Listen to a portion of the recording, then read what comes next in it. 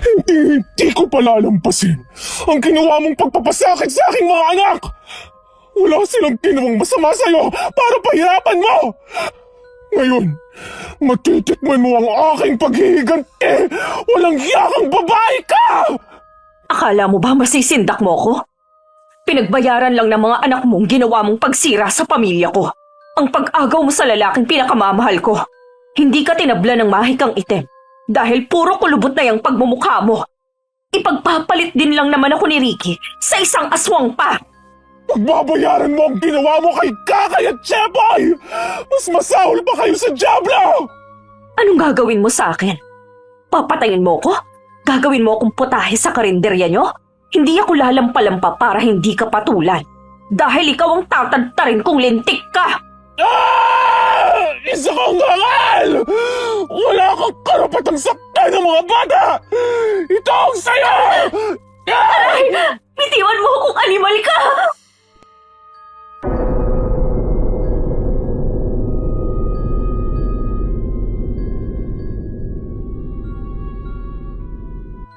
Marahang hinaplos ni Sofia ang buhok ng anak-anakan na si Kakaya habang ito'y natutulog.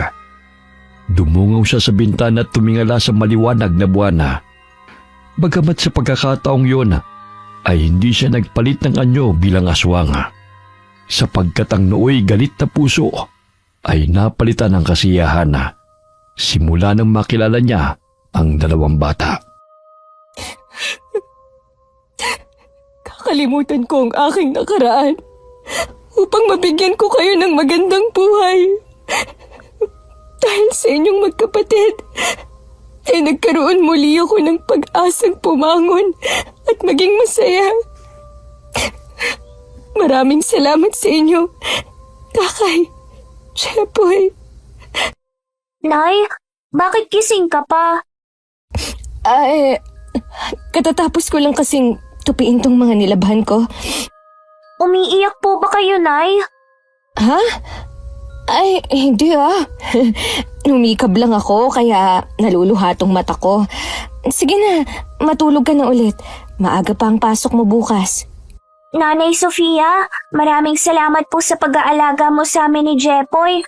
Kahit hindi ka namin totoong nanay, ngunit minahal at inalagaan niyo po kami. Nay, mahal na mahal ka namin. Huwag niyo po kaming iiwan, ha? Siyempre naman, mahal ko kayong dalawa. Kahit hindi man kayo nanggaling sa sinapupunan ko, palagi naman kayong nasa puso ko. Kaya nga mga anak ko kayo at hindi tayo magkakahiwalay. Dito ka sa gitna namin ni Jepoy matulog, Nay. Sige ba? Mahigpit na niyakap ni Kakay si Sofia at hinalik-halikan sa pisngi. Simula nang dalhin siya ng bata sa tinitira nilang barong-barong, ay itinuring na siya ng mga ito na nanay. Nagsumikap si Sofia na itaguyod ang pangangailangan ng dalawang bata. Kakay, gumising ka na. 6:00 na Maligo ka na. Pinag-init na kita ng tubig para hindi ka ginawin. Ang sarap pa sanang matulog, Nay. Hindi pwede yan, anak. Kailangan mong pumasok sa eskwela. Bumangon ka na. Baka mamaya mahuli ka pa sa klase. Nakapagluto na ako ng almusal, tsaka inihanda ko na ang babaunin mo rito. May trabaho ka ba ngayon, Nay?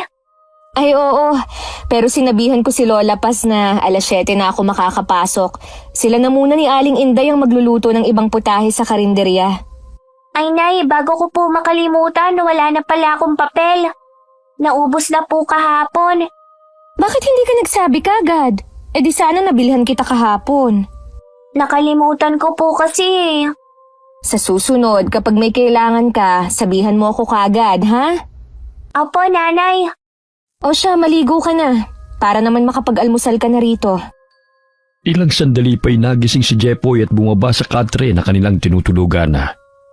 3 taon pa lamang ito, ngunit marunong na ang pagsabihan. Mabait siya kumpara sa ibang mga bata, lalo na kung busog ay walang problema. Aba, gising na pala ang poging bata, Halika, kumain ka na, Jepoy. Nay, ano po bang ulam? Pritong itlog tsaka hotdog. Tapos may ginawa akong pancake na babaunin mo. Ay, ang sarap niya na. Bilisan mo na ang paliligo para makakain ka na. Mamaya maubusan ka na naman ni Jepoy. Nay, tirhan mo ko. Napakalakas pa naman niyang kumain. Ayusin mo ang paliligo riyan, ha? Pinagtabi na kita ng almusal at babaunin mo. Mamaya may mga bula pa yung buhok mo katulad kahapon. Opo. Natatawa na lamang si Sofia dahil pasilip-silip sa banyo si Kakay sa takot na maubusan siya ng pagkain ng bunsong kapatid. Tapos na po akong maligo, Nay. Oh, magbihis ka na. Nasaan na yung almusal ko? Hala, parang inubos na ni Jepoy ah. Meron pa. Di ba sinabi kong pinagtabi na kita? Ang siba pa naman niya sa pagkain. Parang palagi na lang gutom. Hayaan mo na siya. Mabuting ang kumakain Kesa magkasakit, mas malaking problema pa yun. Nay, hindi ka na ba babalik sa dati mong tinitirhan? Bakit mo naman yun naitanong, anak? Natatakot po ako. Baka kasi iwanan mo rin kami katulad ng totoong nanay namin. Hindi na. Tsaka hindi ko kayo iiwan, no? Kahit makulit kayong dalawa, kayo ang dahilan kung bakit ako masaya araw-araw. Basta nanay ha, ipangako mong hindi mo kami iiwan. Ayoko na pong magpagala-gala sa lansangan. Tapos tinataboy ng mga tao at palagi kaming nagugutom. Hindi mangyayari yun. O sige na, kumain ka na rito. Kung ano-ano na naman ang iniisip mong bata ka. Alam ni Sofia kung ano ang pinaghuhugutan ni Kakay sa takot na muling iwanan sila sa lansangan. Marahan niyang sinuklay ang buhok ng anak at nilagyan ng hair clip. Ayan, ang ganda-ganda mo na Oh, mag-aalas 7 na. Mag-iingat ka sa pagtawid sa kalsada, Kakay, ha? Opo, Nay. Uy, Jepoy, huwag ka magpasaway kay Nanay Sofia ha. Bawasan mo rin ang katakawan sa pagkain. Mamaya pumutok na yung tiyan mo. Mabait naman tong si Jepoy, Oh, parang kaklase mo yun, Sumabay ka na sa kanya. Ay oo, si Jessica. Sige, Nay, alis na po ako ha. Matamis na halik ng bata ang dumapo sa pisngi ni Sofia bago ito umalis ng bahay. Malapit lamang ang karinderyang pinagtatrabaho niya sa paaralan, maging ang maliit na bahay na tinitirhan nila. Iha, nakapagluto na ako ng adobo at nilaga. Nakapagsaing na rin ako.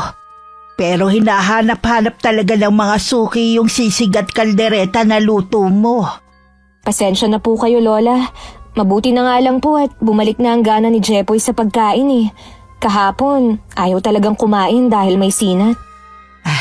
Ayos lang yon, Iha. Pwede naman nating paggawan ng silid tong karinderya Para dito na kayo tumirang mag-iina kasama ko.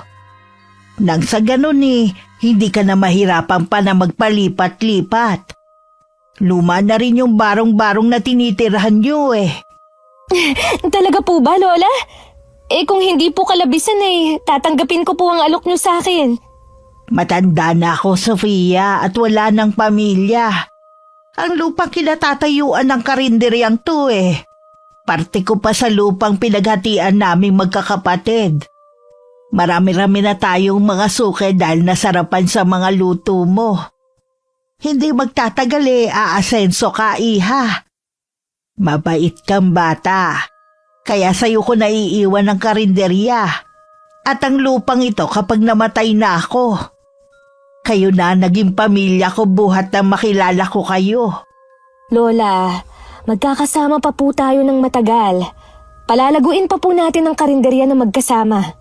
Alam mo, Iha, sa dinami-dami ng pamangking kong natulungan ni isa sa kanila walang nakaalala na bisitahin man lang ako. Yan siguro kung wala ka ng silbi. Dahil nakapagtapos na sila sa pag-aaral at nagkaroon ng kanya-kanyang trabaho.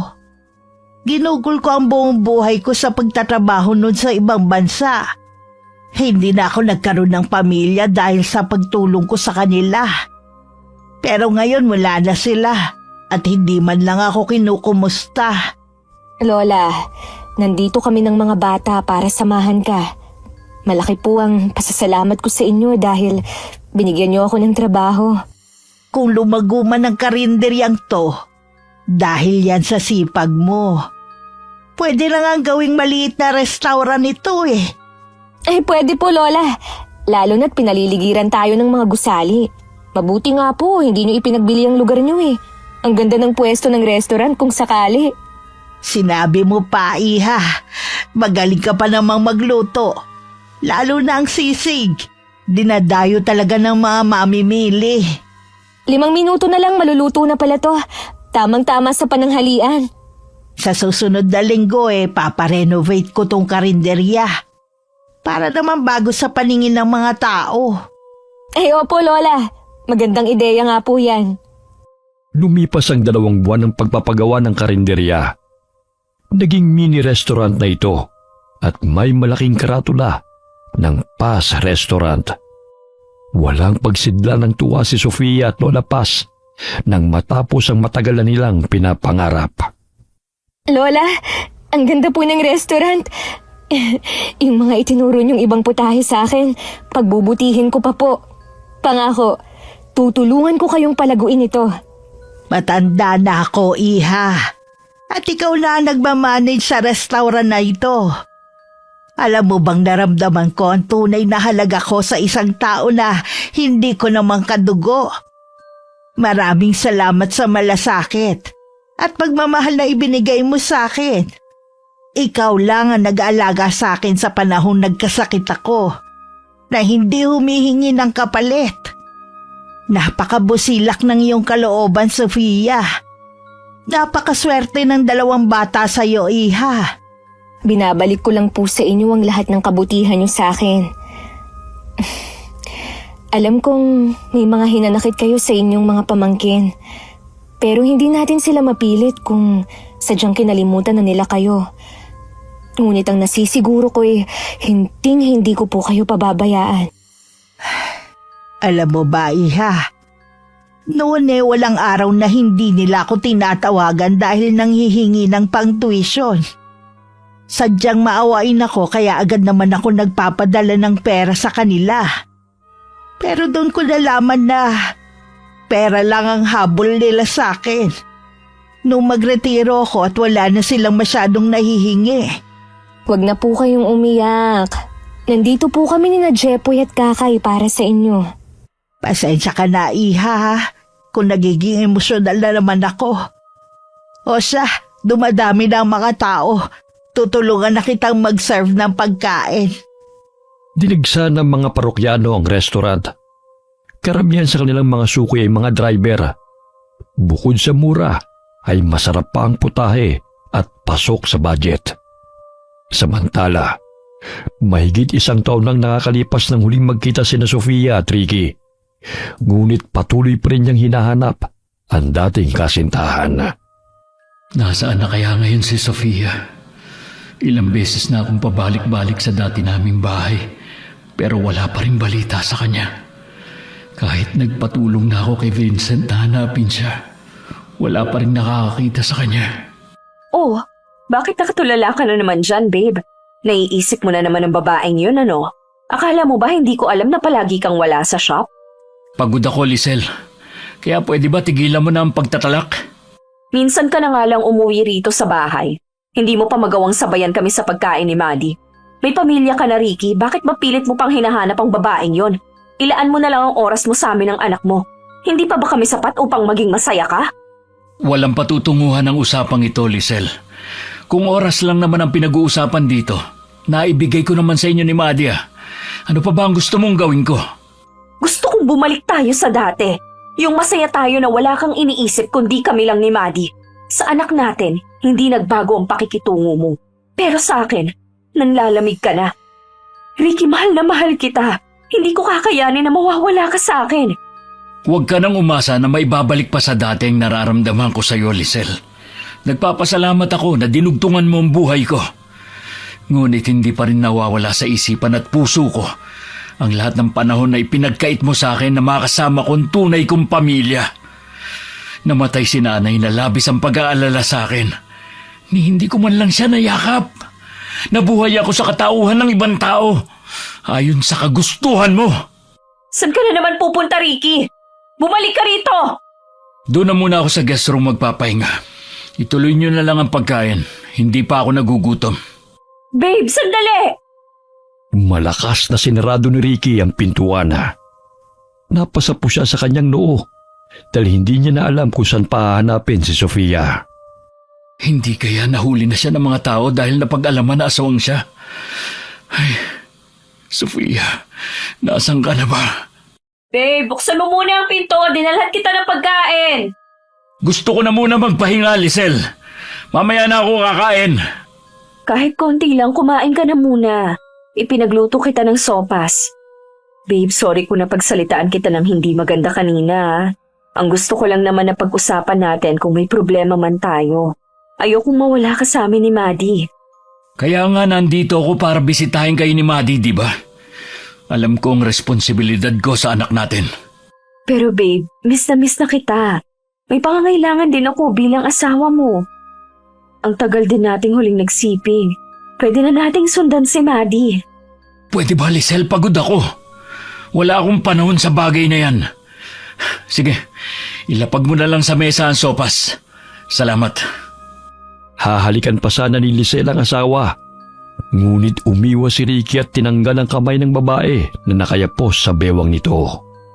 Kaya't padabog itong lumabas ng silid at tinungo ang kwarto nilang mag-ina. Kasama ka nga namin. Pero hindi ka na katulad ng dati na sa amin lang umiikot ang mundo mo. Ano ba kasing klaseng babae yung Sofia na yan?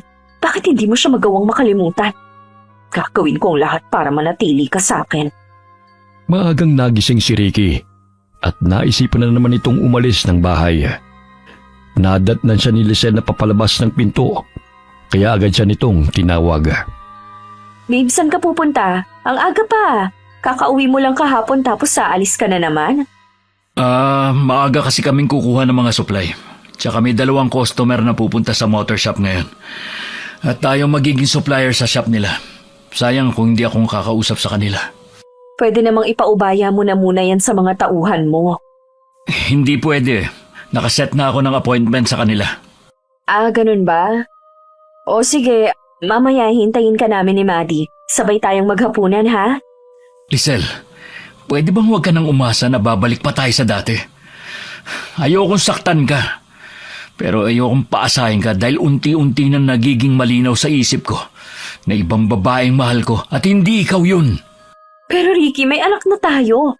Kahit baliktarin mo man ang mundo, asawa mo ko dahil kasal na tayo. Kasal tayo pero ibang pangalan ang nakalagay sa papel. Bigyan mo naman ng halaga ang sarili mo. Ayokong saktan ka. Hanapin mo yung lalaking magmamahal sa'yo ng buong puso.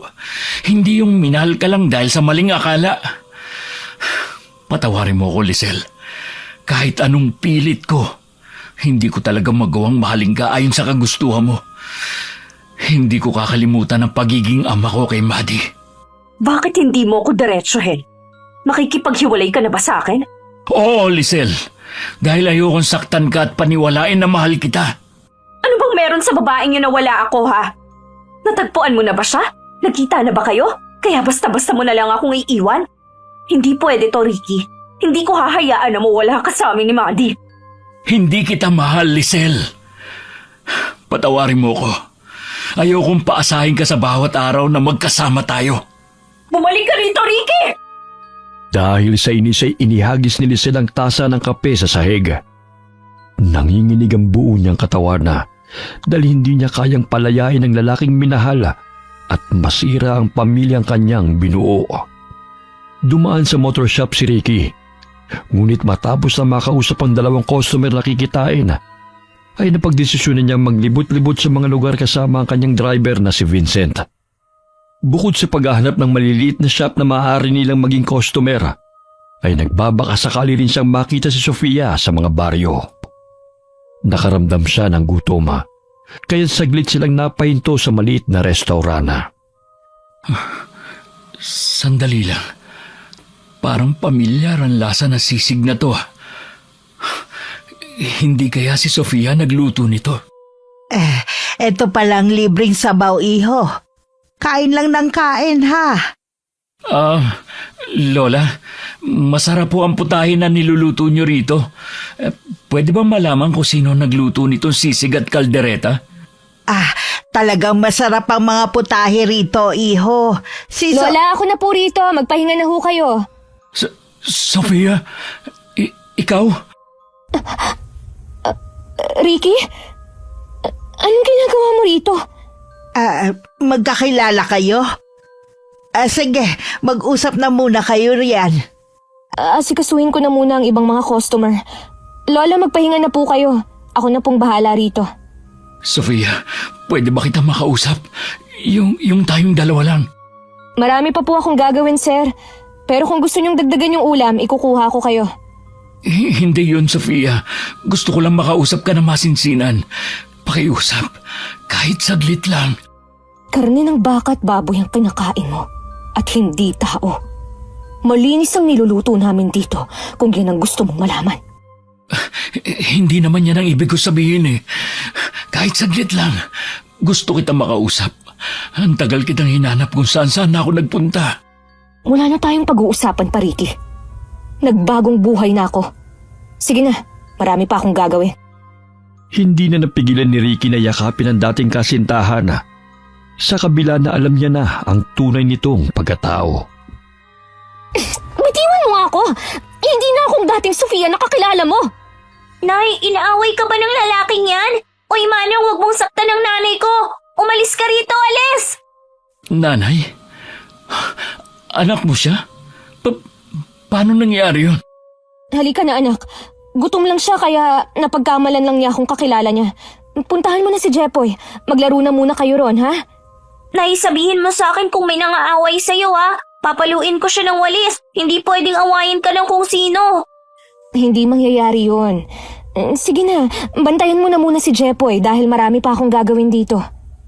Napapalingon pa si Kakay sa kinaroroonan ni Sofia upang siguruhin na hindi ito sinasaktan ng customer. Bagamat hindi pa rin nilulubayan ni Ricky ang dalaga, kaya't pumayag na lamang si Sofia na makipag-usap sa labas ng restaurant na walang makakarinig sa kanila. Alam kong marami akong pagkakamali, pagkukulang, at hindi ko na may babalikan na sayang na panahon. Pero Sofia, mahal na mahal pa rin kita. Nang bumalik ang alaala ko, hindi ka na mawala sa isip ko. Pakiusap, huwag mo naman akong iwasan. Alam mo na ang totoo kong pagkatao, Ricky. Hindi ako normal na tao kagaya ng pagkakakilala mo sa akin noon. Isa akong aswang. Pero nagbagong buhay na ako kasama ang mga batang itinuring akong ina. May pamilya ka na rin, kaya ilaan mo na ang oras mo sa kanila. Masaya na ako sa buhay na meron ako ngayon. Pero Sofia, mahal na mahal pa rin kita. Naging malinaw na sa akin ang lahat. Hindi ko mahal si Lisel at peke ang aming kasal. Pwede naman tayong magbagong buhay na magkasama. Ayokong makasira ng pamilya. Kaya sana pabayaan mo na ako, Ricky. Sapat na sa akin ang nagmahalan tayo noon. Pero hindi tayo ang tinadhana sa isa't isa. Sofia, kahit maging magkaibigan man lang tayo, ayokong basta-basta ka nalang kalimutan, hindi ko kaya. Ayoko nang makita ka pa ulit. Dahil sa tuwing nakikita kita, parang bumabalik lang ang lahat ng sakit. Kaya nakikiusap ako sa'yo. Ayokong makaramdam ng poot dahil hindi ko nakokontrol ang sarili ko na magpalit ng anyo bilang aswang. Tatalikod na sana si Sofia. Subalit mahigpit siyang niyapos ni Ricky at humagulgol sa iyak. Sana hindi na lang ako umalis noon. Kung nakinig lang sana ako sa'yo, di sana magkasama pa tayo hanggang ngayon. Wala ka na bang natitirang pagmamahal sa akin? Kahit konti. Bitiwan mo nga ako, Ricky! Hindi na kita mahal! Sana maintindihan mo yun! Pero sana wag mo naman akong pagbawalang bisitahin ka. Pinangako ko noon kay nanay na aalagaan kita. Marami mang nangyari noong magkalayo tayo. Pero babawi ako ngayon. Wag na, Ricky. Alam kong ginagawa mo to para sa sarili mo. Nang sa gayon, hindi ka guluhin ng konsensya mo. Kahit na sabihin mo pang mahal mo ko, hindi mo maipagkakaila na naging masaya ka sa buhay na meron ka ngayon. Sa marangyang buhay na ibinibigay sa'yo ng asawa mo. Kaya nga kita hinanap para bumawi. Mamuhay tayo gaya ng dati. Kahit na ano ka man, tanggap kita, Sofia. Paano anak mo? Si Sisirain mo ang masayang pamilya mo para lang sa akin. Kahit anong gawin mo, Ricky, hindi mo na maibabalik ang lahat sa dati. Nangyari na ang dapat na mangyari. Buo na ang desisyon ko. Ayoko nang makita ka pa ulit. Kaya sige na, umalis ka na dahil marami pa akong gagawin. Sofia, pakiusap. Huwag mo namang gawin sa akin to. Agad na tumalikod si Sofia at iniwan ang dating kasintahan. Masakit man sa kanyang talikuran ng pinakamamahal. Ngunit kailangan niyang gawin yun dahil ayaw niyang makasira pa ng pamilya. Sofia, napapansin kong kanina pa yung kaibigan mo rito Pero hindi pa umaalis. Nagkausap na ba kayo? Opo, Lola. Hayaan niyo na siya. Maya-maya ay aalis din yan. Nakikita ko ang lungkot sa kanyang mga mata. Kausapin mo ulit. Baka naman may gusto pa siyang sabihin. Wala na po kaming dapat na pag-usapan pa, Lola. May kanya-kanya na kaming buhay. Dati mo ba siyang iniibig, Iha? Siya po yung dati kong nobyo. Pero may pamilya na po siya. Tapos na po ang lahat sa amin. Kaya wala na dapat kaming pag-usapan pa. Alam mo, Iha, nakikita ko sa iyong mga mata na mahal mo pa rin siya. Maging siya, hindi maikukubli na mahal ka pa niya. Kaso nga lang, hindi na pwedeng maging kayo ulit. Gaya ng sinabi mo na may pamilya na siya. At ikaw masaya na sa mga anak-anakan mo. Si Aling Inday na po ang maghuhugas ng mga kaldero. Magpahinga na po kayo, Lola. Kami na po ang bahala rito. O sige, uuwi na ako Basta kausapin mo ng mabuti ang dati mong nobyo at paliwanagan mo. Sa gayon hindi na manggulo pa sa'yo.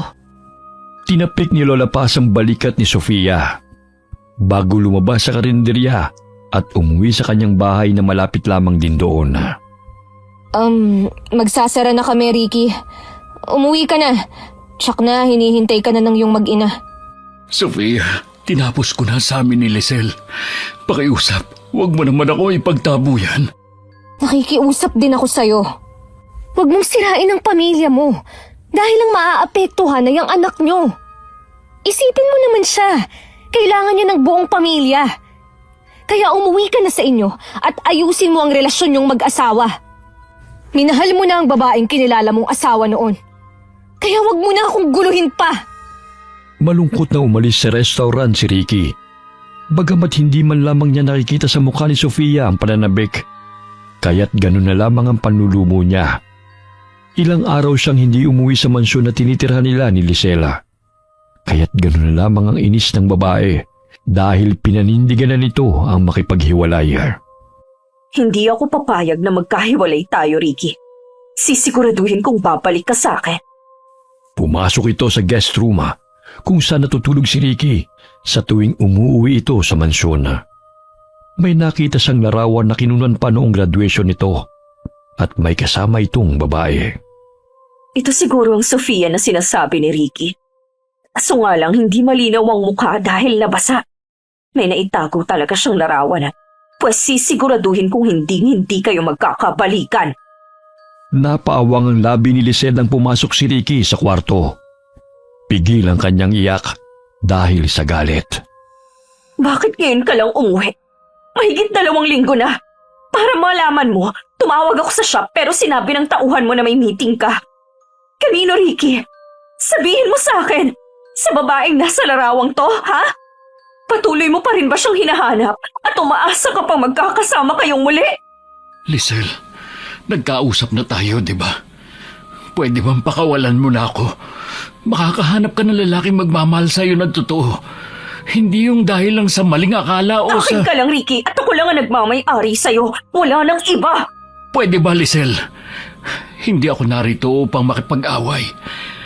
Gusto ko lang nakausapin ka na mahinahon. Ibabalik ko ang lahat ng bagay na ibinigay mo sa akin. Ang kotse, ang shop, ang... Hindi ko naman pinapabalik yun sa'yo, ha. Ang gusto ko lang makasama ka. Mahigpit na niyakap ni Lisel si Ricky. Subalit kinalas nito ang mga braso ng babae na nakapulupot sa kanyang bewang. Tapos na tayo, Lisel.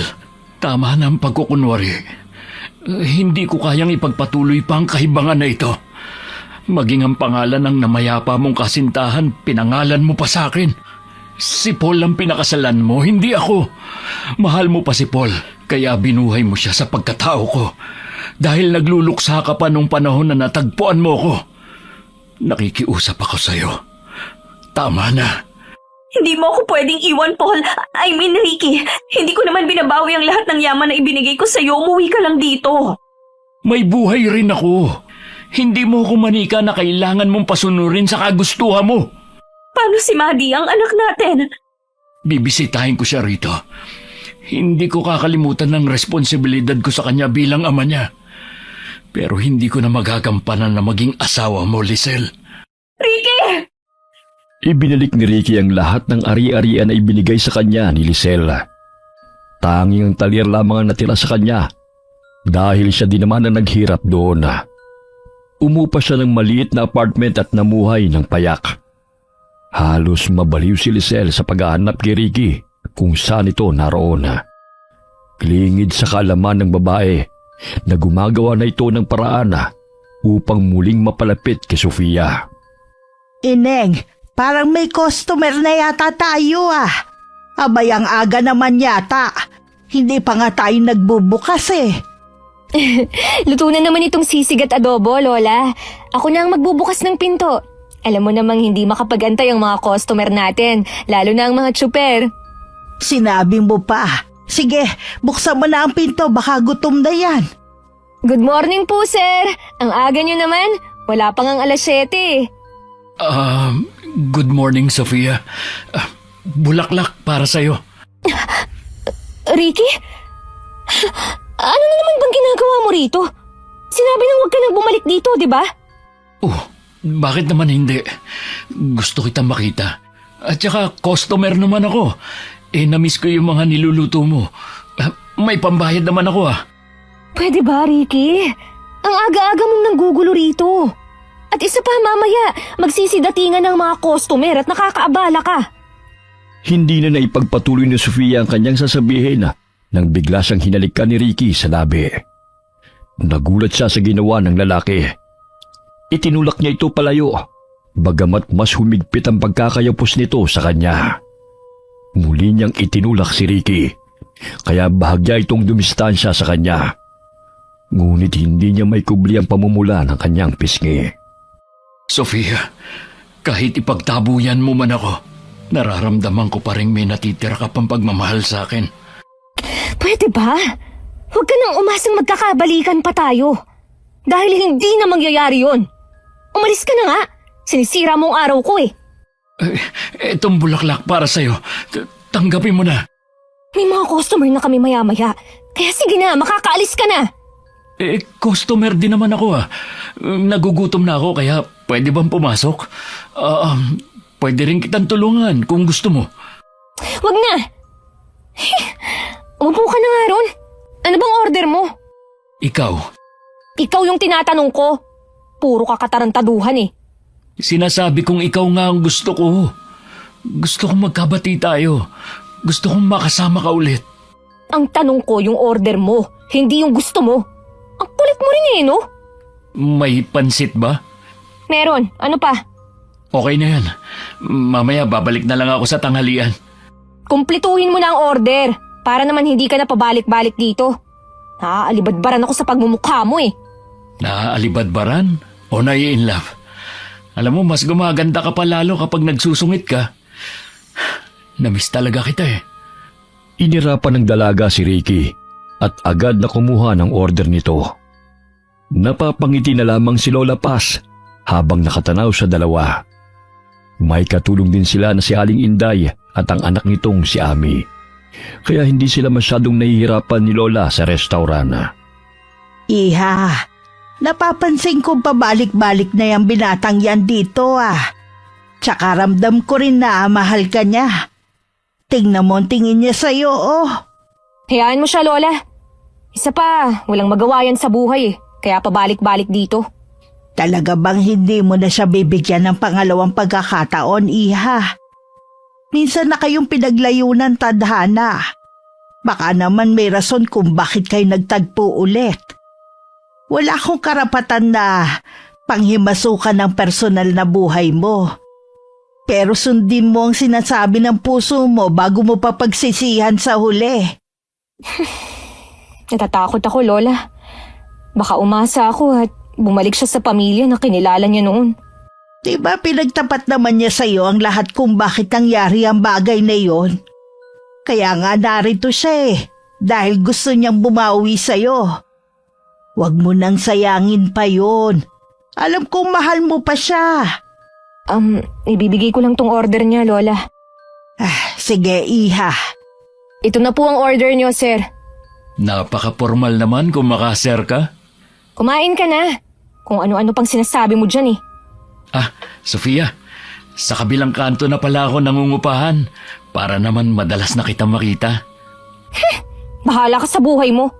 Hindi naman ako nagtatanong kung saan ka nakatira. Tsaka, hindi ako interesado, no? Wala lang, na-share ko lang. Ang sungit mo naman. Malakas ang kabog ng dibdib ni Sofia matapos na makaharap muli si Ricky. Pabalik-balik sa kanyang isipan ang pangyayaring hinalikan siya ng lalaki. Wari bumalik ang dati niyang pagmamahal sa kasintahan.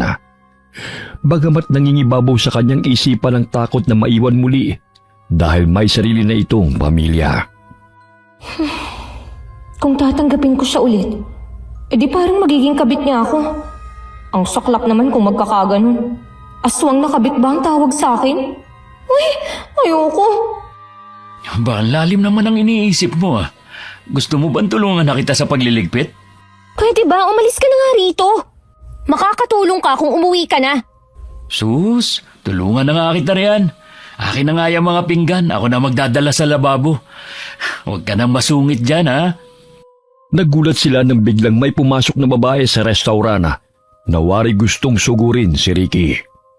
Dito ka lang pala nagpupunta. Kung saan-saan na kita hinanap. Nasaan ang babae mo, ha? Nasaan ang kabit mo?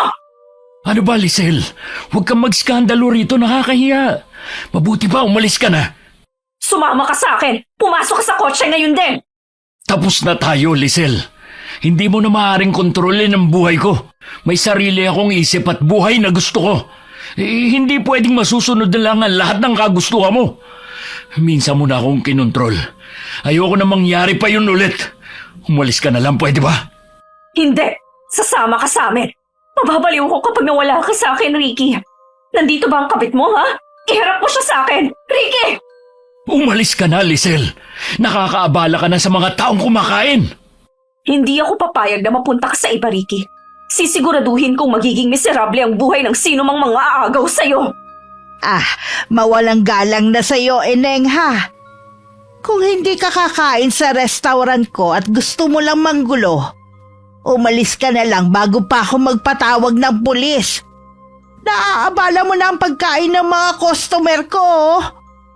Matalim na tinitigan ni Lisel si Ricky bago bumalik sa sasakyan nito. Nagtama ang paningin nila ni Sofia. Ngunit hindi natinag ang dalaga sa malditang itsura ng babae. Siya pala ang asawa mo. Paano ba yan? Natuntun ka na niya. Hindi legal ang kasal namin dahil ang nakapangalan sa marriage contract, yung namayapa niyang kasintahan. Binuhay niya sa pagkatao ko at ginamit niya ang pagkakataon na wala akong maalala para magawa niyang manipulahin ako, Sofia. Kahit na. Namuhay kayo bilang mag-asawa. Noong panahon na yun, wala akong maalala. Akala ko totoo mga sinasabi niya, pero kasinungalingan ang lahat. Mabilis na pinahururot ni Lisel ang sasakyan na. Muntik na siyang mabangga sa isang jeep. Mabuti na lamang ay bigla siyang nakapreno. Hindi ako papayag na iiwan mo ko, Ricky. Babalik ka sa akin at mabubuo muli ang ating pamilya. Alam kong ang babae sa litratong to ang kinababaliwan mo. Pues papatayin ko siya para bumalik ka sa akin. Umuwi siya sa mansyon at inutusan ng mga katulong na maghanap ng mambabarang o mangkukulam kapalit ng malaking halaga. Wala pang 2 araw ng paghahanap ay nakatagpo ang katulong nila sa liblib na baryo na kilalang si Ka Abner. Isang matandang kubang lalaki na halos hindi naliligo at maalam sa itim na mahika. Agad na ipinagbigay alam ng katulong sa kanyang amo at magkasama nilang pinuntahan ng manggagamot. Grabe, ang baho naman ng lugar na to. Sigurado ka bang ito yung bahay ng mangkukulam? Ay, napakagandang dilag naman ito. Yan ang mga tipo kong babae. Napakakinis at napakabango. Grabe, napakabaho naman. Hindi ka ba naliligo, tanda? Hindi talaga ako naliligo, Ineng. Dahil yan ang makakapagpalakas ng kapangyarihan ko. Huwag mo nang problemahin kung naliligo ako o hindi. Ano bang pakay mo, ha? Gusto kong pahirapan ng babaeng nasa litrato na yan. At ang lalaking yan ay gusto kong bumalik sa akin. Gayumahin mo para muli niya akong mahalin. Nabura naman ang mukha ng babae sa litrato, ha? May malinaw ka bang larawan dyan? Ay wala, tanda. Basta gawin mo na lang ang lahat upang pahirapan yan. Babayaran kita ng malaking halaga. Hindi ko magagawang pahirapan siya ng direkta sa pisikal. Kung ganitong hindi malinaw ang kanyang mukha, ngunit sa emosyon, magagawa ko. Sa pamamagitan ng pagpapahirap sa kanyang mga mahal sa buhay. Ay. O ikaw na ang bahala. Tapos ang lalaking yan, gawin mong lahat upang bumalik siya sa akin. Ay, ang dali naman. Ito, ipainom mo sa taong gusto mong gayumahin para maging patay na patay siya sa'yo. Sa loob ng sunod-sunod na 7 araw na walang mintis. Parang ipot ng kambing to ah. Baka naman imbis na mahumaling sa akin, mamatay siya. Gusto mo bang balikan kanya? Oo. Di ipainom mo yan sa kanya. Huwag nang mareklamo pa. Hindi yan ipot ng kambing. Halamang gamot yan na may sangkap na luha ng butiki at pinatuyong dugo ng mag-asawang uwak. Luha ng butiki? Kailan pa umiyak ang butiki? Ipainom mo na lang yan at huwag nang magreklamo. Binugahan ng hininga ni Ka-Abner ang litrato. Nalanghap ni Lisel ang hininga ng matanda, kaya't napaubusa sa sobrang baho. Pati si Pilyo hindi nyo nagagawa? Huwag mo akong pakialaman sa paraan ng pagpapalakas ko ng aking kapangyarihan at panggagamot. Gusto mo bang gawin ko ang kagustuhan mo o umalis ka na lang dito? Gawin mo ang utos ko! Ay kung gayon, tumahimik ka dyan. Ang ingay mo eh. Pinunit ni Ka-Abner ang litrato at binugahan ng paulit-ulit ng mabaho niyang hininga ang larawan ni Sofia. Binudburan niya ito ng abo na kinuha pa sa garapona at isinalang sa ibabaw ng itim na kandila. Ilang sandali umusal siya ng mga kataga. Maaari kang maging ako kung papayagan mong pumaloob ako sa katawan mo. Kung gusto mong ikaw mismong papatay sa mga taong kinamumuhian mo, yun ay kung tatanggapin mo ang kapangyarihan ko. Gusto kong maging malakas para patayin ang sino mang hahadlang sa amin ng mahal ko. Pero ayoko namang maging kasing baho mo, tanda. Kaluluwa at kapangyarihan ko ang papasok sa katawan mo, hindi ang katawan ko. Basta kasing lakas mo ayos lang, wag lang kasing baho mo. Sa oras ng pangangailangan mo sa labang ito, dahil hindi natin nasisiguro na hindi lalaban ang kanilang panig. Ikaw na ang bahala riyan, basta pahirapan mong babae na yan, tanda. Itong paunang bayad. Kulang to, Neng. Babalikan kita para sa susunod na bayad kapag nasimulan mo ng pahirapan siya. Hindi sapat ang pera. Ano pa ba ang dapat? Dadagdagan ko yan kapag nagawa mo ng pinag-uutos ko. Di mo pa nga nagagawa kahit isa eh. Ang pag-aalay ng kaluluwa ang isang magpapalakas sa ritual. Bumalik ka rito sa araw ng Martes. Sa gayon, ikaw mismo magsasagawa ng ritual. Maaari ka nang umalis sa ngayon.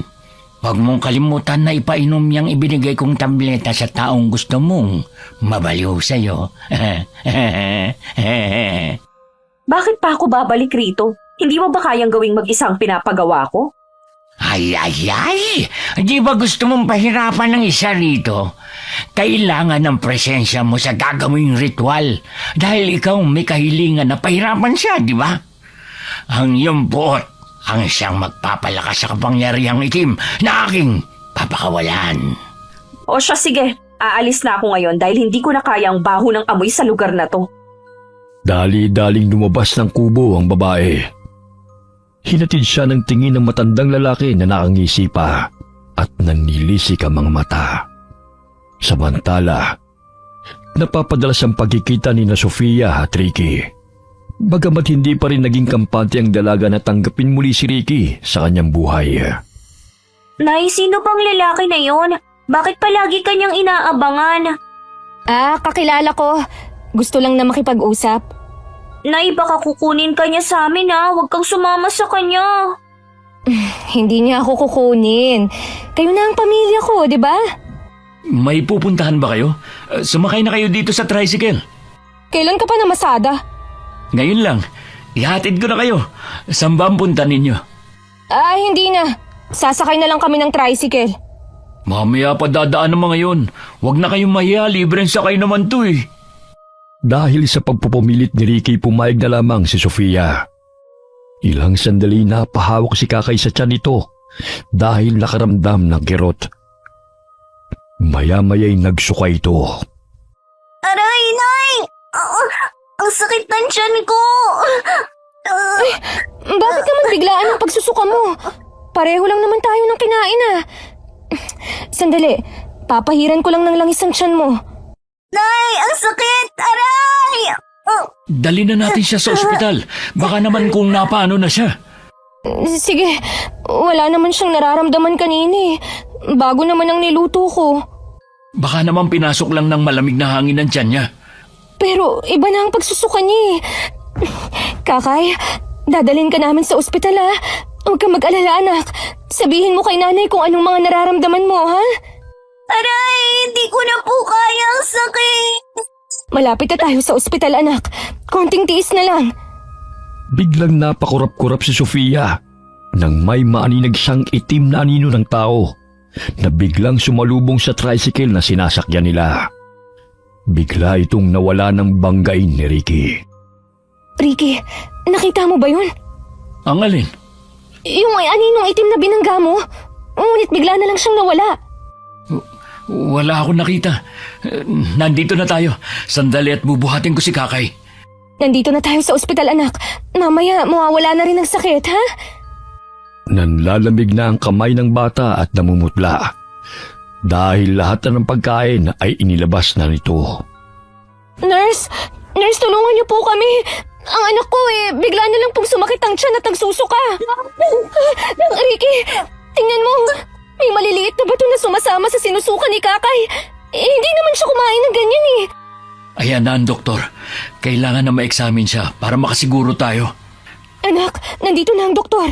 Huwag kang matakot, ha? Dahil gagamutin ka nila. Nanay, mamamatay na po ba ako? Hindi, anak. Gagamutin ka ng doktor. Nandito lang si nanay, ha? Mahal na mahal kita.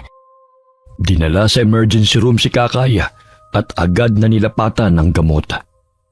Sa labas ang silid ay hindi mapakali si Sofia sa kakaisip kung ano nangyayari sa bata. Sana naman maging maayos na siya. Hindi ko talaga alam ang gagawin ko kung may mangyaring masama sa kanya. Napamahal ka na sa mga batang yon. Ang swerte nila dahil nagkaroon sila ng ina na katulad mo. Pansamantalang guminawa ang pakiramdam ni Kakay nang malapatan ng gamot. Lingid sa kaalaman ni Sofia na nag-uumpisa na si Lisel sa pagpapahirap sa kanila. Kahit anong gawin ko, hindi masyadong tinatablan ng mahikang itim ang babaeng nasa larawan. Nararamdaman kong hindi siya pangkaraniwang tao at may taglay ring itim na kapangyarihan, bagamat ang mga mahal niya sa buhay ang siyang sasalo sa isinasagawa nating ritual. Ay. Sa ganitong paraan ay aatakihin natin ang kanyang emosyon na siyang maging dahilan ng kanyang paglugmok at panghihina ng loob hanggang sa mawala sa katinuan. Ay sige, tusukin mo na yung karayom at lagyan ng mga bato ang tiyan niya. Bakit kailangang ako pa ang gumawa nito? Bakit hindi na lang ikaw? Hindi ba binabayaran kita ng malaking halaga, tanda? Kung gusto mong maging epektibo ang pagpapahirap mo sa kanya, kailangan na gawin natin itong magkasama. Pagkatapos ng 3 Martes at Biyernes, ay maaari mo nang gawin itong mag-isa dahil ang kapangyarihan ko ay papaloob sa iyo. O sige, kung ito ang paraan na bumalik sa akin si Ricky. Ngunit hindi ko pa rin siya natatagpuan. May paraan ka ba para magkita kami? Ay, pahanap mo. Mangkukulam ako, hindi ako detective. Ang kaya ko lang gawin, gambalain ang kanyang isipan. May pagkapilosopo ka ring matanda ka, no? Gawin mo na lang ang lahat ng mga nalalaman mo para bumalik na sa akin ang lalaking mahal ko. Kailangan mong ipainom sa kanya mga tabletas na yan sa loob ng 1 linggo habang sinasagawa natin ang ritual. Ilagay mo sa tubig o ano mo ang pagkain niya. Sa gayon, hindi ka na niya tatantanan. Siya na mismo ang magmamakaawa sa iyo na makipagbalikan. Hindi ko pa nga siya natatagpuan eh. Parang daga kong magtago. Pinagpatuloy ng matandang mangkukulam ang pag-usal ng orasyon habang isinasalang ang 2 litrato sa apoy sa pulang kandila.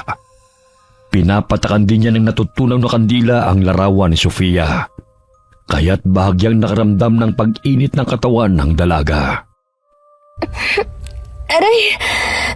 Ang sakit ng katawan ko. Parang umiinit ang mga kalamnan ko. Gusto mo ba ng tubig? Sandali, ikukuha kita. Pakikuha ng langis sa bag ko. Kakaiba ang nararamdaman ko ngayon. Hindi ko naman ito nararamdaman dati. Noon, ang nunal lang sa aking likod ang kumakati.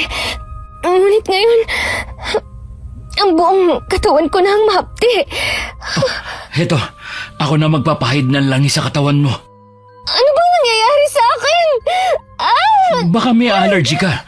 Namumula ang balat mo. Sandali, tatawagin ko lang ang doktor. Hindi. Parang sinusunog ang laman ko. Ayan.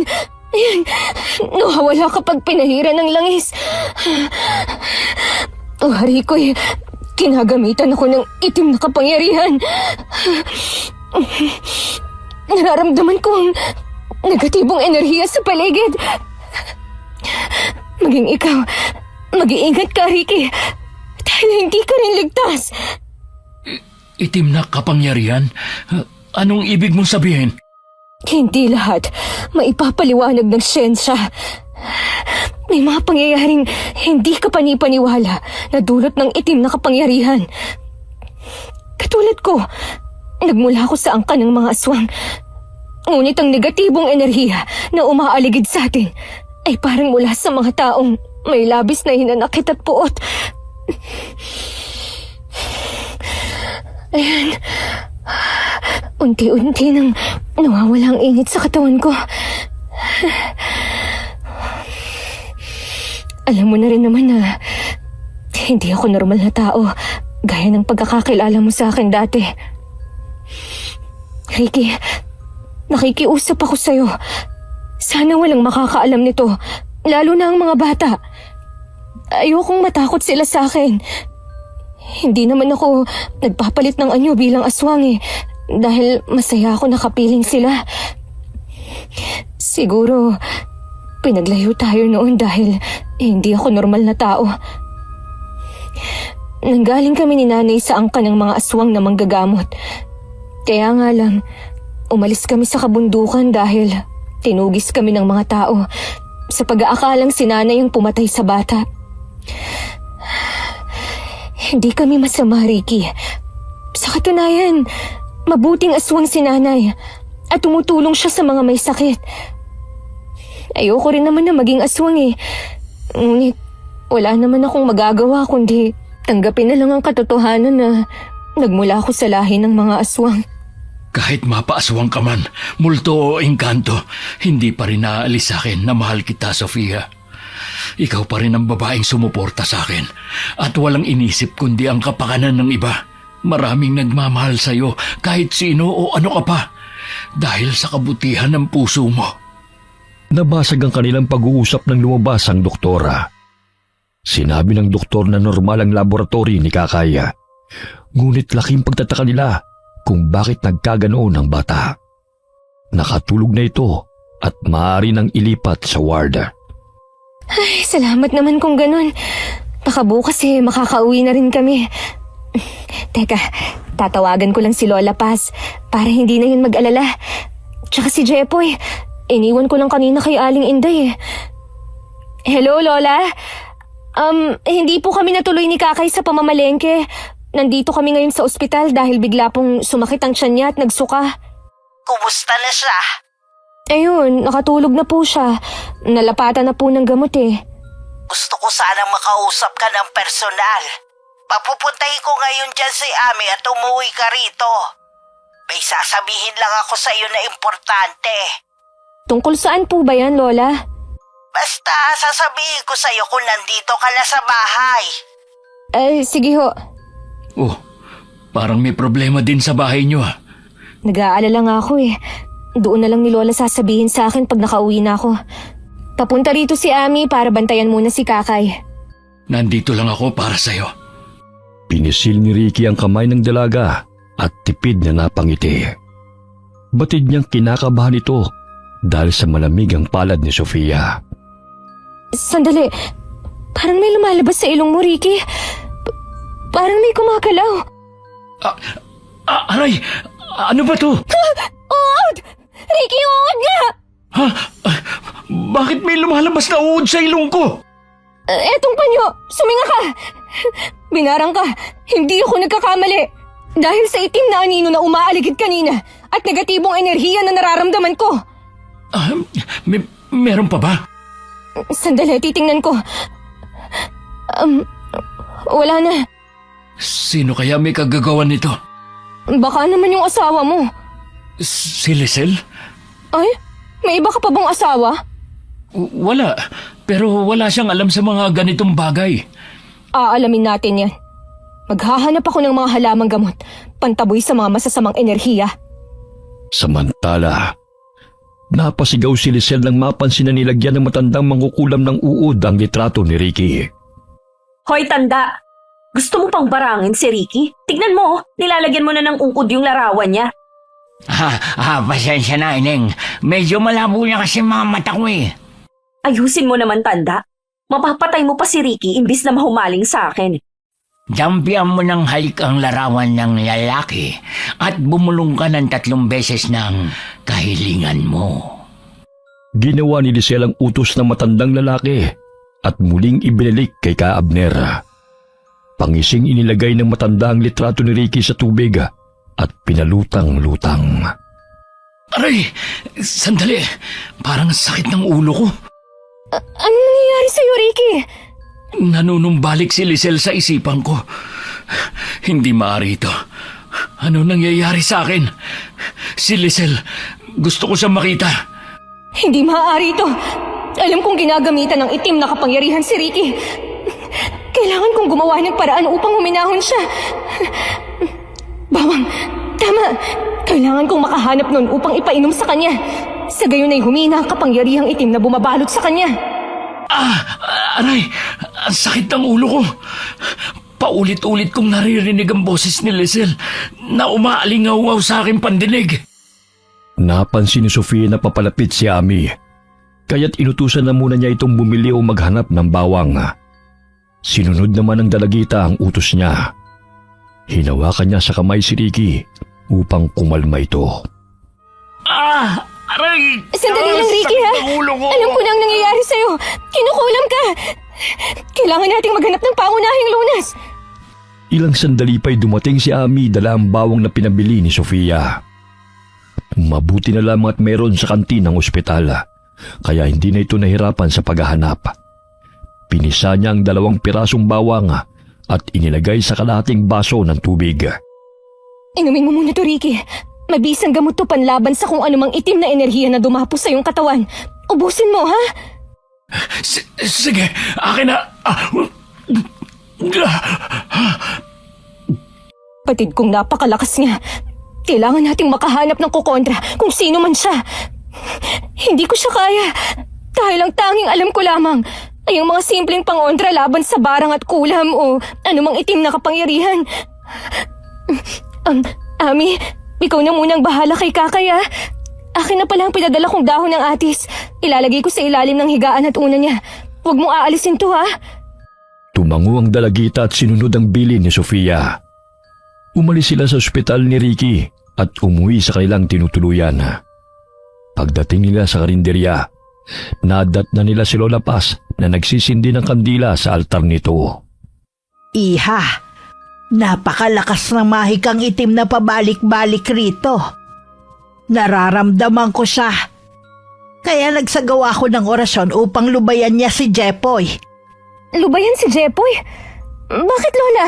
Anong nangyari kay Jepoy? Umiiyak ang bata dahil sa labis na takot. Nadatnan kung gusto niyang kunin si Jepoy.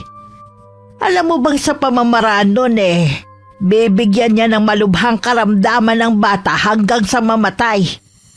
Hindi ko alam kung bakit niya ito ginagawa. Ngunit alam kong matindi ang puot sa puso ng taong may kagagawan nito.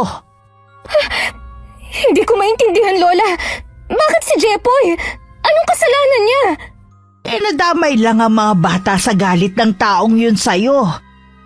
Huwag ka na mag-alala. Nasa maayos na kalagayan na si Jepoy. Pero batid kong gusto kanyang pahirapan sa pamamagitan ng pagpapahirap sa mahal mo sa buhay. Itong libro, makakatulong sa'yo to para malabanan ng mga taong gustong magpahirap sa'yo. Tutulungan kita sa abot ng aking makakaya, anak. Isa akong manggagamot. Kaya nga ni isa sa aking mga pamangkin ayaw tanggapin ang librong ito.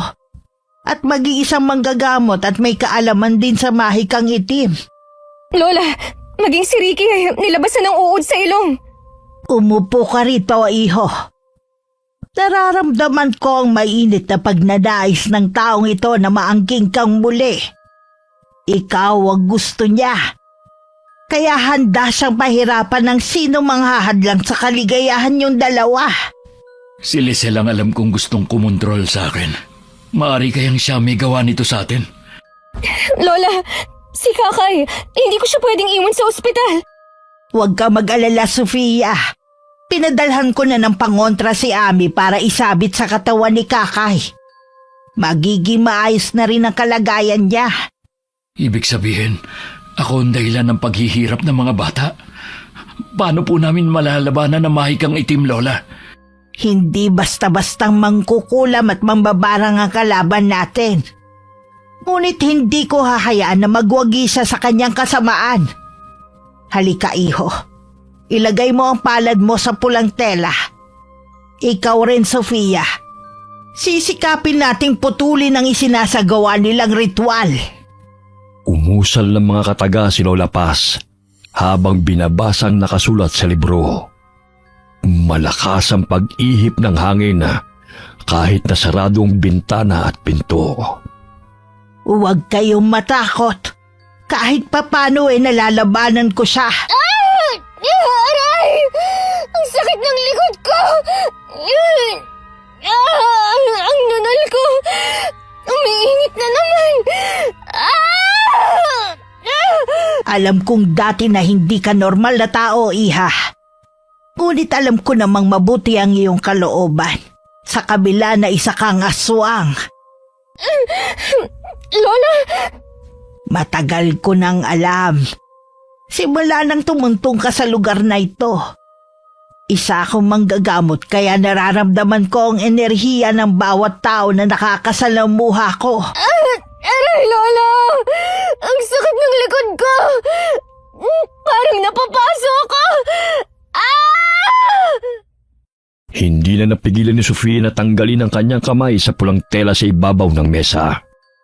Tila ba'y nasasaktan siya sa orasyon na sinasambit ni Lola Paz laban sa ritual ng mangkukulam. Wari ba'y maging siya'y kinukontra dahil isa rin siyang aswang. Umumbok ang likod ni Sofia at nagpalit siya ng anyo bilang aswang. Ilang sandali nawalan siya ng malay at unti-unting nalumbalik sa normal niyang anyo bilang tao. Lola, si Sofia, ano nangyayari sa kanya? Hindi niya nakayanan ng orasyon na panlaban sa itim na mahika. Masasanay din siya. Tuturuan ko siya upang maging malakas. Sa gayon hindi siya basta-bastang magagapi ng kalaban. Paano kung masaktan siya sa tuwing sinasagawa mo ang orasyon na yan? Kaya nga gagawa ko ng ibang paraan upang labanan ng mahikang itim na hindi nasasaktan si Sofia. May dahon ng na sa kurito.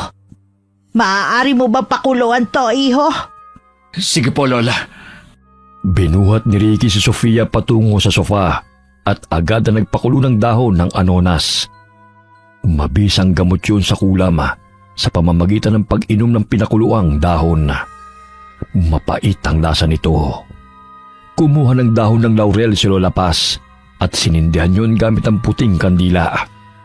Sa pamamagitan noon ay nagtataboy ng negatibong enerhiya sa paligid. Yun din ang pinadala niya kay Ami na ilagay sa mga gamit ni Kakay upang hindi lapitan ng itim na kapangyarihan. Tapos na po ako magpakulo ng dahon ng anonas, Lola. Lagyan mo ng konting asukal at inumin mo. Sa gayon ay tatantanan ka ng mahikang itim.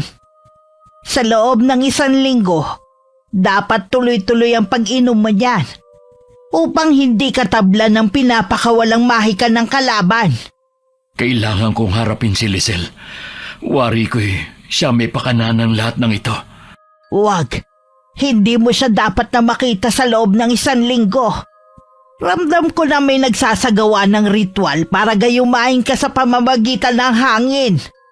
Dahil hindi niya nagawang mahanap ka. Ano na po ang gagawin ko para matigil na ang kahibangan na ito? Palipasin mo ang 1 linggo at doon niyo siya harapin.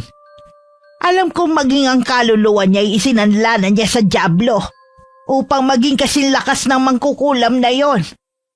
Bihira lang ang gumagawa noon. Ang pait nga ng lasa ng pinakuluang dahon ng anonas, Lola. Pagtiisan mo na yan. At saka magpakulo ka ng dahon ng tanglad at ibanlaw matapos mong maligo. Pangontra din yan sa kulam at barang. Sige po, Lola. Mas mabuting dumito ka na muna, iho, para mabantayan ko kayo. Si Ami at Inday na muna magbabantay kay Kakay sa ospital. Hinawi ni Ricky ang buhok na nakatakip sa mukha ni Sofia.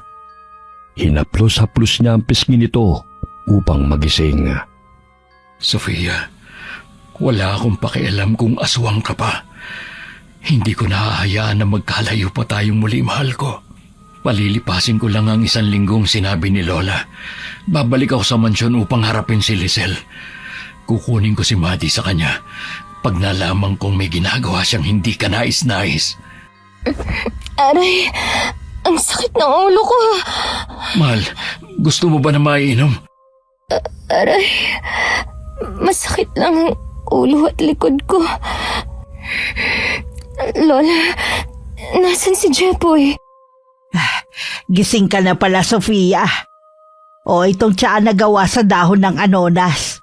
Inumin mo na muna. Gising na si Jepoy.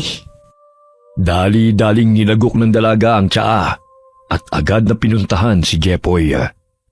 Nadatnan niyang kumakain ito at napangiti sa kanya. Jepoy, ayos ka lang ba, anak? Pasensya ka na kung wala dito si nanay kanina. Mahal na mahal ka ng mga bata.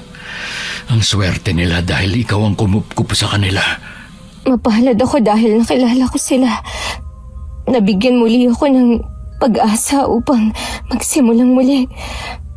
Kaya hindi ko hahayaan na saktan sila ng kahit sino.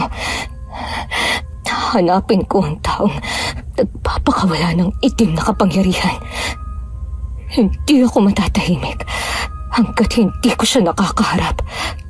Lalong-lalo na tinamay niya sa kawalang-yaan niya ang buhay ng mga anak ko.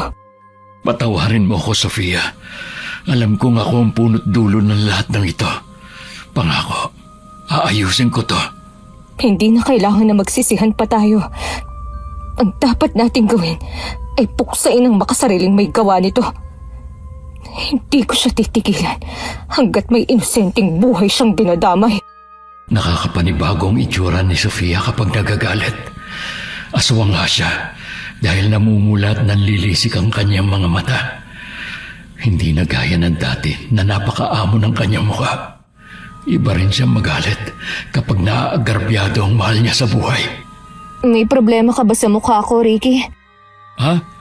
Wala. Ngayon lang kasi kita nakitang nagkakaganyan. Seryoso at galit. Sinabi ko na sa'yo na hindi ako katulad ng dati na nakilala mo. Hindi na ako yung pasweet, malambing, at kayang api-apihin ng kung sino. Kaya kong pumatay, Ricky. Sofia, wala namang ganyanan. Huwag kang mag-alala. Hindi ako pumapatay ng inosenteng tao. Yung mga walang hiya at halangang kaluluwa ang pinapatos ko. Kaya wala akong pakialam kung talikuran mo man ako. Dahil hindi ko kailangan ng lalaki upang mabuhay. Matapos ang misyon kong harapin ang mangkukulam at ang tao sa likod ng pagpapahirap nito sa atin, pwede mo na akong iwan ulit. Hindi na ako takot na iwanan dahil nasanay na ako sa bagay na yon. Hindi nagbago ang pagtingin ko sa iyo, Sofia. Mas lalo mo pa akong napabilib dahil lahat kaya mong gawin para sa mga taong mahal mo. Naging matapang ka lang ngayon. Ngunit ikaw pa rin ang Sofia na malambing at mapagmahal na nakilala ko noon. Mahigpit na niyakap ni Ricky si Sofia at hinalikan sa noo. Ilang sandali pa'y napasigaw si Lola nang mapansin na nagsuka si Jepoy ng itim na likido. Hindi talaga tumitigil ang mga walang yang to. Pakikuha ang balahibo ng manok sa aparador, Sofia. Yung pinatuyo ko kahapon. Anong nangyayari kay Jepoy, Lola? Bilisan mo, kunin mo na yung pinatuyong balahibo. Tingnan ko lang kung hindi siya masasaktan sa gagawin ko. Ito po, Lola. Hawakan mo si Jepoy, iho. Inuubos talaga ng mga yun ang pasensya ko eh. Umiiyak na hinawakan ni Sofia ang ulo ng bata. Nagsusuka ito ng malapot na likido. Walang ano-ano'y malakas itong pumalahaw nang tusukin ni Lola ang daliri nito sa paa. Akin ang kaluluwa ng batang ito. Wala na kayong magagawa upang pigilan ako. Dahil inalay sa akin ang matandang mangkukulam. Siya ang singilin mo sa lahat ng kahilingan niya. Hindi yung inosenteng batang to. Akin siya. At hindi mo ko mapipigilan, tanda. Iho, iabot mo sa akin ng garapon na may abon ng insenso at asin. Lagyan mo rin ng ulo ni Jepoy. Itigil mo yan, tanda. Lahat ng kaluluwa niyo'y pinaubay na ng matandang mangkukulam sa akin, kapalit ng kapangyarihan.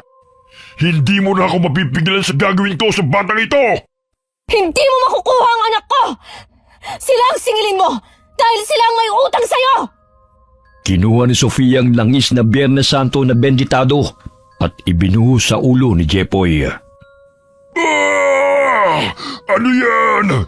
Bakit napapaso ako? Hindi kayo magtatagumpay sa kasamaan niyo! Sila ang singilin mo, hindi kami! Lola, natigil na ang pagsusuka ni Jepoy.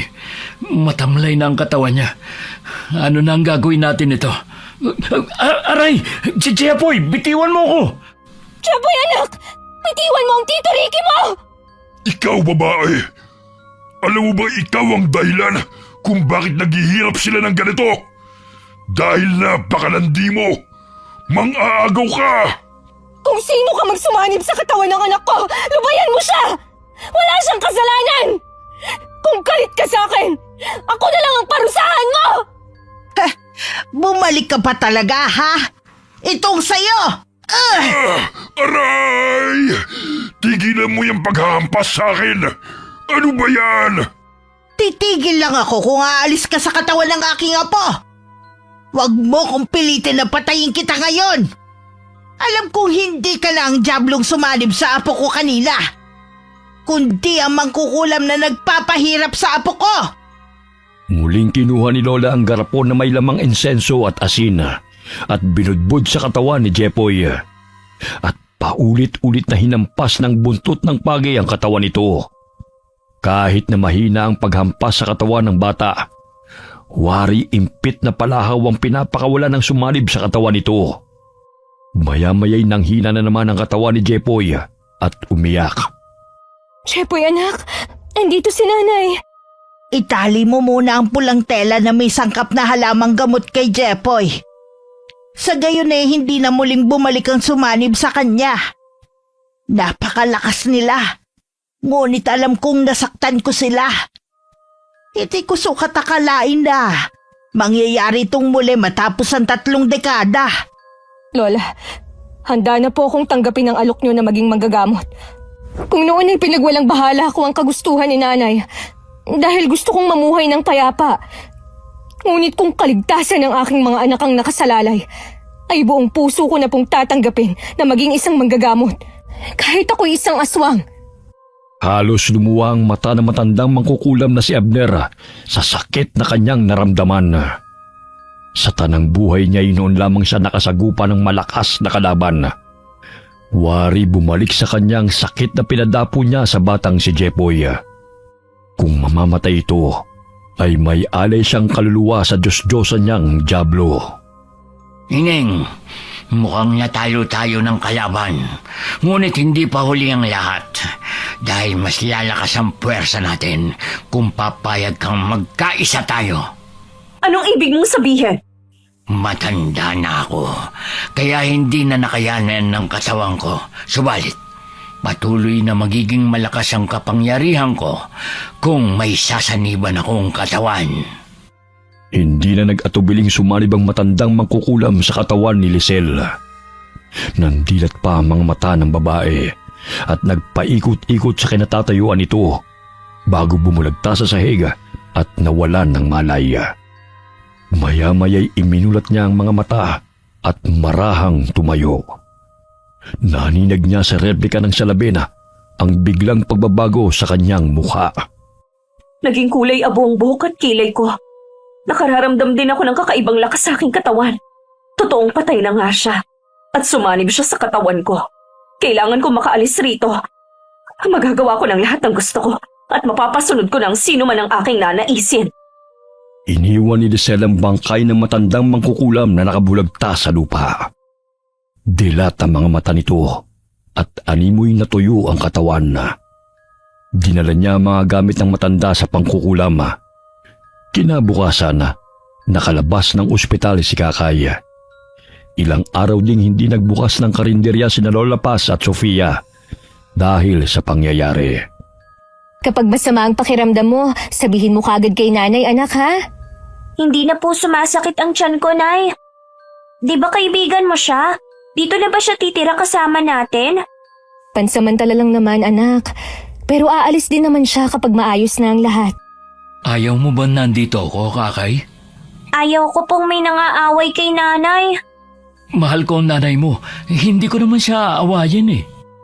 Ilang araw ding walang nanggugulo sa kanila. Ngunit nararamdaman pa rin ni Lola Paz ang negatibong enerhiya na pinapakawalan ng taong matindi ang galit kina Ricky at Sofia. Nakakatakot ang katahimikan ng itim na kapangyarihan.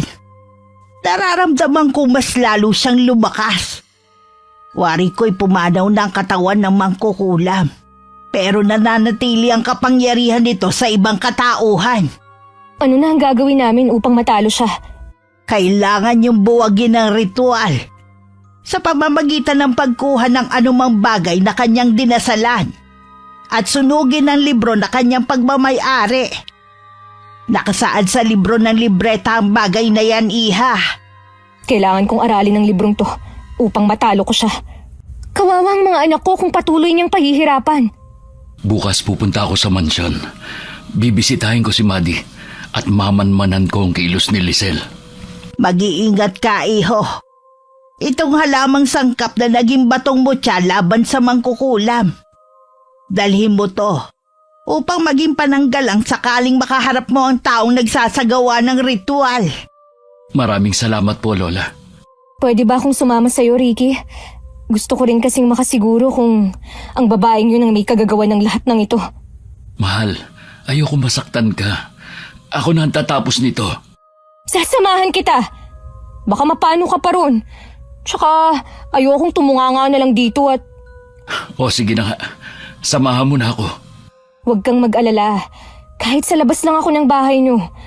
Gusto ko lang talagang malaman kung ang dati mong asawang may pakana ng lahat. Magkasamang pumunta sa mansyon sina Ricky at Sofia. Hindi mapapansin ang takot sa mukha ng dalaga, kundi ang kagustuhang malaman kung sino ang tao sa likod ng pagpapahirap sa kanyang pamilya. Huminto ang taxi sa tapat ng mansyon at agad silang bumaba. Nandito na tayo, mahal. Dito na lang ako sa labas maghihintay. Pero dumidilim na. Baka mapano ka rito. Masayos nga eh. Kaya kong sarili ko, kaya wag mo akong alalahanin. Pinapasok ng katulong si Ricky matapos niyang mag-doorbell. Naiwan si Sofia sa labas at nagkubli sa mga halaman. Nagsumbong ang katulong kay Ricky, nakakaiba na ang kinikilos ni Lisel. Nakakatakot at hindi na nito inaasikaso si Maddie. Dumiretso siya sa kwarto ng babae. Tumambad sa paningin nito ang altar na pinalilibutan ng itim na kandila. Kailan ka pa nahilig sa ganitong theme? Mukhang horror room na itong kwarto mo. Mabuti at bumalik ka, babe. Alam mo, ang tagal kong hinintay ang pagbabalik mo. Nasasabik na ako sa'yo, Ricky. Bakit ganito tong kwarto mo? Ang kalat. Tsaka parang ang daming abubot na mga sungay. Itong libro, ano to? Huwag mong pakialaman yan, babe. Halika sa kama. Alam kong miss mo na ako. Saan ka ba nanggaling? Bakit ang tagal mo nagpakita sa akin? Ayun ang libro. Totoong sinabi ni Lola na pumaloob sa katawan ni Lisel ang kapangyarihan ng mangkukulam. Kailangan kong hanapin ang bagay na dinasalan ng ritual para mapawalang bisa ang kapangyarihang itim na sumusubaybay sa amin. Oh babe, bakit nakatulala ka na riyan? Sabi ka na bang maangkin muli ang katawan ko? Naghubad ng damit si Lisela, kaya't kitang-kita ni Ricky ang kabuuan ng kanyang katawan. Napasandal siya sa altar kung nasaan ang libro, kaya't nilapitan siya ni Lisela at dahan-dahan siyang hinahalik-halikan sa leeg habang kinakalas ang butones ng kanyang polo. Namilog ang mga mata ni Ricky nang masipat ng kanyang paningin ang punit na litrato sa itaas ng librong itim na may nakapatong na itim na kandila. Kaya't pasimple niyang kinuha yun habang abala si Lisel sa paghalik sa kanya. Susunugin na sana niya ang litrato nang pigilan ng babae ang kanyang kamay. Bitawan mo yan. Bakit hindi ka nalang magpakasaya sa piling ko, babe? Akin na yung litrato na hawak mo. Anong gagawin mo rito? Lumang litrato na to. Gusto ko nang mawala na ito. Ang gusto ko, punuin ng mga larawan natin ang buong mansyon. Ang dapat dito, sunugin. Wag! Wag mong gawin yan! Bakit hindi pwede? Itinulak ni Lisel si Ricky upang agawin ang litrato na nagsisimula ng matupok ng apoy. Nakuha niya yun at inihipan. Nakipag-agawan si Ricky upang muling makuha ang larawan. Akin na yan! Hindi mo pwedeng sunugin yan! Bakit? Dahil gusto mo kaming pahirapan? Alam kong nakipag-ugnayan ka sa mangkukulam, Lisel. Hindi ka magtatagumpay sa kagustuhan mo. Nandilat ang mga mata ni Ricky nang biglang namula ang mga mata ng babae. Nanlilisik ang mga mata nito at wari tinubuan ng sungay. Naninag ni Ricky ang anino ng babae sa dingding na wari kasing laki ng kalabaw at mahaba ang sungay. Natatakot na naman ang katulong kaya kinarga nito si Maddie pababa ng kwarto. Isa ka ng dyablo! Hindi ka na tao! Akin ka! Ikaw ang dahilan kung bakit ako nagkakaganito, Ricky. Walang magmamay-ari sa iyo hanggang sa kamatayan. Akin ang kaluluwa mo at isasama kita sa impyerno! Ikaw lang ang nababagay doon. Dahil ang sakim at puno ng galit na katulad mo ay doon napupunta. Wala kang kasing sama. Pati mga bata dadamay mo pa sa kawalang hiyaan mo. Takot na lumabas ang katulong karga si Maddie at nagkubli sa mga halaman. Wala na rin doon ang gwardya dahil nag-resign na ito nang makita ang kakaibang itsura ni Lisel tuwing gabi. Kinausap ni Sofia ang katulong at napag-alaman niya kung ano nangyayari. Pagpasok niya ng mansyon ay nakita niyang kinakaladkad ni Lisel si Ricky palabas ng kwarto. Hindi na nito magawang tabla ng mahikang itim ang lalaki dahil sa taglay nitong sangkap na bato na ibinigay ni Lola. Kaya ang tanging magagawa lamang nito ay saktan ng pisikal si Ricky. Akala mo mapipigilan mo ako sa isinasagawa kong ritual? Pues papatayin kita! Dahil hanggang kamatayan ay magsasama tayo! Nahihibang ka na! Baliw! Isa pang salita, babaliin ko tong leeg mo. Hindi na napigilan ni Sofia na magpalit ng anyo bilang aswang nang makitang sinasaktan ng mangkukulam na si Lisel si Ricky. Aba, may hayop na naligaw. Sino ka namang pakialamera na napadpad rito? Walang iya ka! Bitiwan mo siya! Wala kang awa! Pati yung mga bata, idadami mo pa sa karangalan mo, hayop ka! Hayop? Sinong mas hayop ang wangis sa ating dalawa? Nagbibiro ka ata Aba naman, Ricky, siya ba si Sofia? Ipagpapalit mo lang din naman ako sa isang kuba at napakapangit na nilalang pa. Walang silbi rin palang pagpapahirap kung mapasakin ka ulit. Dahil ni kalingkingan ay walang-wala ang babaeng yan. Mas masahol pa sa hayop ang ugali mo! Maliksing sinugod ng aswang na si Sofia si Lisel. Bagamat mabilis na nakailag ito at inihagi si Ricky patungo kay Sofia. Dahilan na mabuwal silang dalawa. Kunin mo ang libro at ang bagay na dinasalan niya. Kukunin ko ang atensyon niya. Mag-iingat ka, mahal. Ikaw rin, mahal ko. Nagpambuno si Lisel at ang aswang na si Sofia. Hindi may pagkakaila na napakalakas ni Lisel. Dahilan na ibalibag niya ang dalagang aswang. Yan lang ba ang kaya mo? Lalampa-lampa ka ring hayop ka. Bakit na humaling si Ricky sa'yo gayong ang pangit mo rin pala? Bukod sa baku-baku mong likod. Dahil hindi masama ang ugali ko, katulad mong walang giya! Etong sayo! Bitiwan mo kung hayop ka. Mas lalo ko pang papapangitin yung mukha mo.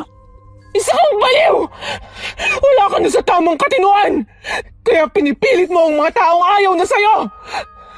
Hindi pagmamahal ang tawag doon! Kundi ang pagiging makasarili! Ano? Bahala na ang iba na maghirap basta maging masaya ka lang! Kahit na muntik ka nang makapatay ng dalawang inosenteng bata! Wala akong pakialam sa mga pinagsasabi mo.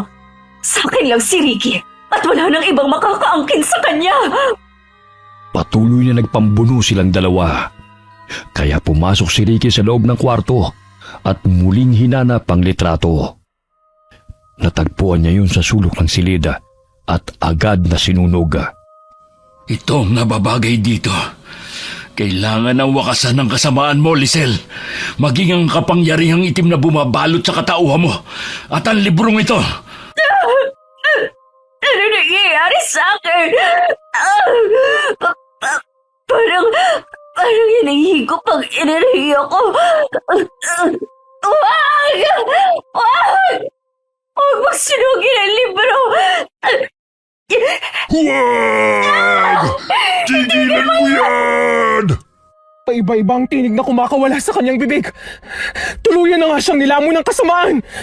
Maging ang Diablo ay sumanib na sa kanyang katauhan. Pagbabayaran yung lahat ng ginawa niyong ito sa akin. Mga hayop kayo! Hindi ako matatahimik hanggat hindi natatapos ang kasamaan mo. Hindi ko hahayaan na saktan mo ang mga anak ko! Tuluyan ng nilamon ng apoy ang litrato, maging ang librong itim na mangkukulam. Lahat ng mga gamit sa loob ng kwarto ay isinilid ni Ricky sa bedsheet at sinilaban sa labas ng mansyon.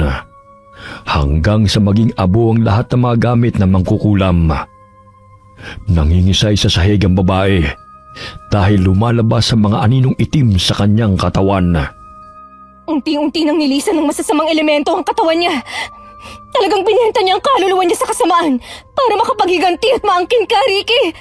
Kahit kailan, hindi mananalo ang kasamaan, mahal ko. Ayan, nanumbalik na ang kagandahan mo. Maraming salamat sa lahat ng tulong mo. At sorry sa lahat ng mga problemang ibinigay ko sa'yo. Tingnan mo siya, Ricky. Parang may kinakausap na naman. Pero nararamdaman kong wala nang negatibong enerhiya sa paligid. Nawala siya sa tamang pag-iisip. Ikaw bang babae ng mahal ko? Ibalik mo si Paul. Namatay siya ng dahil sa'yo. Ikaw na malinding babae ka.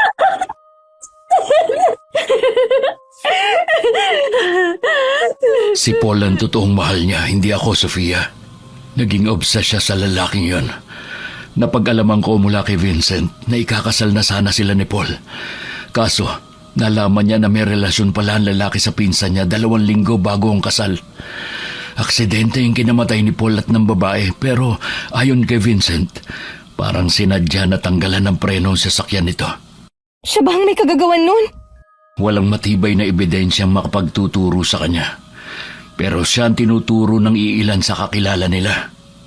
Nangingitim ang mga mata ni Lisel habang umiiyak at tumatawa.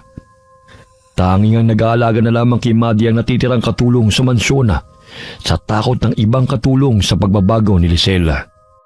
Tumawag ng doktor si Ricky upang ipasuri ang kalagayan ng babae.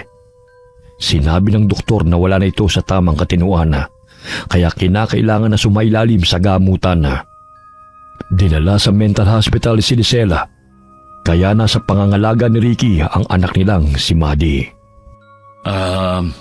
Pwede na ba kitang ligawan ulit, Sofia? Ikaw ang bahala. Kung hindi ka papagod. Hindi naman ako napapagod kapag nakikita ka eh. Gusto kong magsimulang muli, kasama ka at ng mga anak natin. Kung gusto mo, ampunin natin ang legal si Nakakay at Jepoy eh. Nang sa ganun, maging pamilya na talaga tayo. Talaga? Oo naman. Nagpatayo ng bahay sina Sofia at Ricky, katabi ng restaurant na pagmamayari ni Lola Paz. Pagkalipas ng ilang buwan ay napagdesisyonan ng dalawa na magpakasala at inimbita nila ang matalik na kaibigan ni Sofia. Halos tumalon sa tuwa si Clara nang makatanggap ng imbitasyon mula sa kaibigan niyang matagal na niyang hinihintay ang pagbabalik.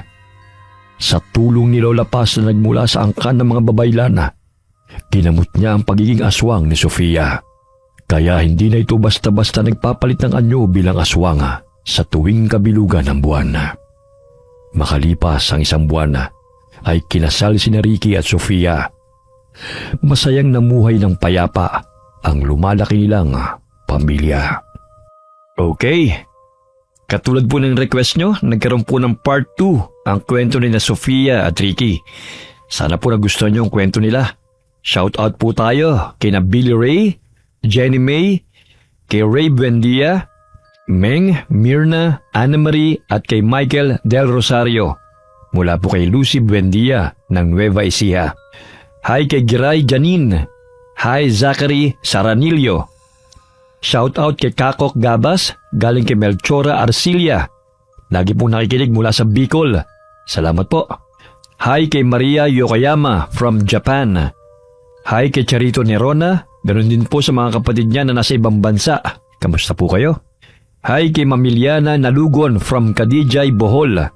Shout out kina Yoyon and Dylan Pisquera from Tambulig, Zamboanga del Sur. Hi kay Josephine De Los Trinos from Osaka, Japan. Alright, sana po napasaya namin kayo sa kwento namin. Marami pong salamat sa inyo and God bless all of you.